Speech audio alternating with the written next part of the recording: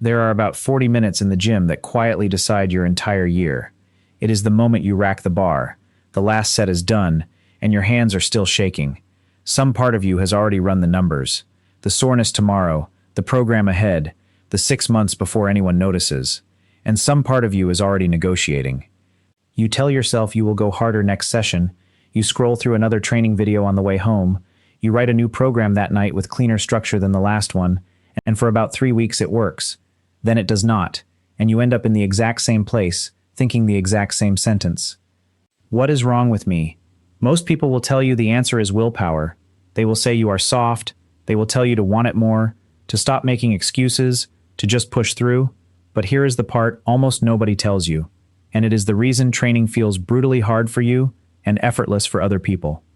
Highly consistent lifters are not better at forcing themselves. They barely force themselves at all.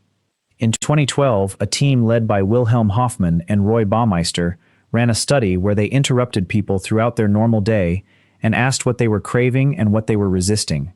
If discipline were about willpower, the most disciplined people should have been the ones resisting the hardest. They found the exact opposite. The people who scored highest in self-control reported weaker desires, less inner conflict, and less resistance overall. They were not winning the fight, they were somehow never in it, which means the thing you have been training for years, gritting your teeth through workouts, forcing yourself through the door, might not even be the right game. Today, we are going to break down what training discipline actually is inside your brain, why your nervous system has been quietly taught to hate the gym, and the 5 specific ways you can trick that same brain into craving the thing it currently runs from, not through motivation and not through pressure, but through conditioning. To understand the trick, you have to understand one strange, underrated idea from psychology. It comes from a paper published in 1992 by a researcher named Robert Eisenberger, and he called it learned industriousness. Here is the core of it. Effort is not just a decision you make. Effort is a sensation. It has a specific texture in your body. The heaviness in your chest before a heavy set, the tightness behind your eyes on the last reps, the pull toward the exit after the first exercise. And because effort is a sensation, it can be conditioned. It can be trained exactly like a taste or a smell or a sound can be trained. Eisenberger research showed something that sounds almost too convenient to be true. When effort is repeatedly followed by reward, the sensation of effort itself starts to take on reward value. The heaviness stops registering as pain and starts registering as a signal that something good is coming. And here is the part that matters most for you. That conditioning generalizes. Train it in the gym and it leaks into your work, your studies, your relationships. Liking effort is not a personality type you were born with or without. It is a learned association. And in 2015, researchers confirmed the same mechanism specifically in the physical activity domain, finding that pairing reinforcers with effortful exertion conditions the sensation of effort to take on secondary reward properties. Now think about what the average gym experience actually does. You suffer through a workout, feel nothing but soreness the next day, see zero change in the mirror for months, and then blame yourself for quitting. From the perspective of your nervous system, effort was followed by punishment. Of course it learned to run. The problem was never your character. It was the reward structure. Here is the simplest way to picture it. Your brain is like a treasury that only pays out on delivery, months after the work. Nobody keeps working for a paycheck that arrives in 6 months. Consistent lifters have found a way to get paid every session. That is the entire secret, and everything else is decoration. So here are the 5 tricks. Each one rewires the payment structure.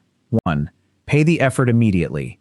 Your brain discounts delayed rewards, and the mirror is the most delayed reward in existence. So attach a reward that lands within seconds of finishing. Not for showing up, for finishing the set. A specific song you only allow yourself after the last set of squats. A shake you only drink on training days. The athletes who seem addicted to training are not addicted to the results.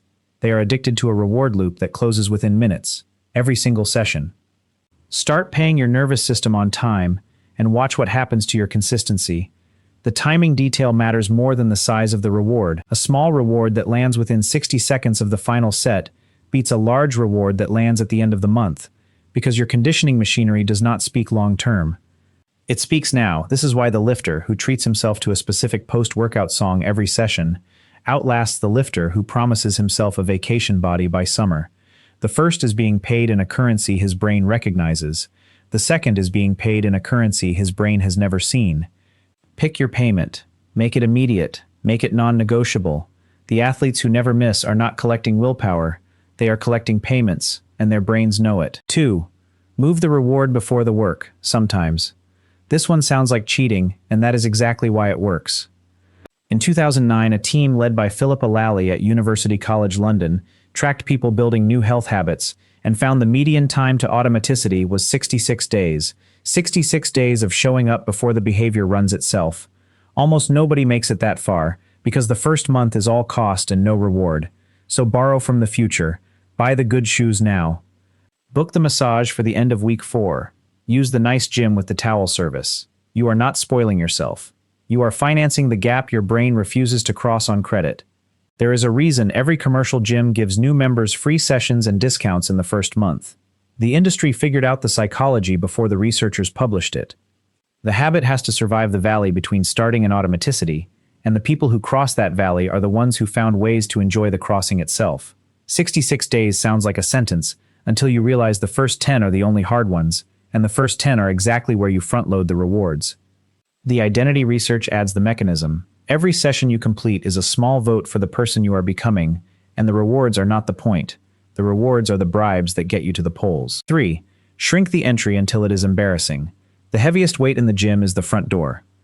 Your brain evaluates cost at the point of initiation, not the point of completion, which is why thinking about the whole workout exhausts you before you lace a shoe. So make the first step so small it cannot be rejected. Not go to the gym for an hour. Put on the shoes and drive there. If you still want to leave after one set, you are allowed. In research on implementation intentions, Peter Gollwitzer found that if-then plans roughly double the rate at which behavior actually happens. When I park at the gym, I walk in and do one set. The plan carries you past the decision point where you always fold. The reason this works is mechanical. A decision costs energy, and willpower is a budget that depletes through the day. An if-then plan removes the decision entirely because the situation triggers the behavior the way a red light triggers braking. You do not debate the red light, you stop. In one classic exercise study, participants who wrote a specific plan for when and where they would exercise, down to the day, the time, and the activity, dramatically outperformed those who merely intended to exercise more. The intentions were identical, the plans were not. Your brain does not need more motivation. It needs fewer forks in the road, and every if-then plan you write closes one fork permanently. 4. Design the room, not the willpower. The most disciplined people you know are usually the ones who engineered the most temptation-free environments. Training at 5 in the morning is not a personality trait. It is a design choice. At 5 a.m. the phone is silent, the gym is empty, the couch has no pull, and the only thing awake is the version of you that does not negotiate. People who train alone at that hour are not stronger than you. They just move the fight to a time of day when the opponent is still asleep. Pick the hour when your resistance is weakest, and schedule the war there. The morning trainers have one more advantage the research hints at. Cortisol peaks in the early hours, and the body is primed for action when the day begins. But the deeper mechanism is social. At 5 a.m., nobody is asking anything of you. No messages, no invitations, no exceptions. The workout is the only appointment on the calendar, and a calendar with one item has no negotiation leverage. The people who train after work are fighting a brain that has spent 9 hours making decisions and is now depleted. The people who train before work are using a fresh brain on the only thing it is asked to decide. Same person, same discipline, different architecture.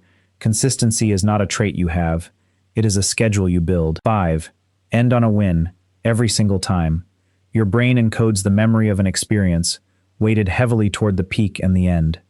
That is the peak end rule, from research on how humans remember events. If every session ends with failure, exhaustion, and a defeated walk to the car, your brain files the gym under punishment. So finish every session with something you are good at. One exercise you love. One set that feels strong. The last 60 seconds of the workout should feel like victory, because your memory of the workout is written in the last 60 seconds, and next time, that memory is the only thing making the decision. This is why ending with your best lift is not vanity. It is editing. You are choosing the frame your brain will replay when the alarm goes off next session. The lifter who ends every session with a failed max walks around with a library of defeats. The lifter who ends with a clean pump and a set he owns walks around with a library of evidence. Both lifters did the same work. One of them curated the memory, and the curated memory is what shows up tomorrow. design the ending, and you own the beginning. There is a concept in exercise science called exercise identity, and researchers studying it found something that should change how you talk to yourself. And when exercise becomes part of a person identity, defined by Anderson and Psychosh in 1994, as the identification with exercise as an integral part of the concept of self, the behavior stops requiring negotiation. The person who says, "I am trying to go to the gym," has a debate every morning. The person who says, "I am someone who trains," has already decided. The behavior stops being an option and becomes an expression. That is what the 5 tricks are actually building. Not a habit, an identity. The habit is just the construction site. More than a century ago, William James wrote a chapter on habit that still holds up better than most of what is published today. He argued that the entire point of education is to make our nervous system our ally instead of our enemy, not to overpower it, not to declare war on yourself every January and lose, to get the automatic part of you, the part that already made the decision before you woke up, working on the same side as the part of you that wants a different body. That is all training discipline ever was. Not force, not virtue, just a nervous system that has been given a reason to expect something good from the bar. So of the 5, which one is actually your missing piece? Paying the effort, moving the reward, shrinking the entry, designing the room, or ending on a win? Tell me in the comments, and be specific, because I read them, and if you have been carrying the belief that you are just a lazy person, I hope this loosened it a little. You were never broken. You were training inside a system that only applauded outcomes, and training can be redone. If this made something click, hit like and send it to the one person who has been blaming their character for quitting the gym for years. They do not need another motivational speech.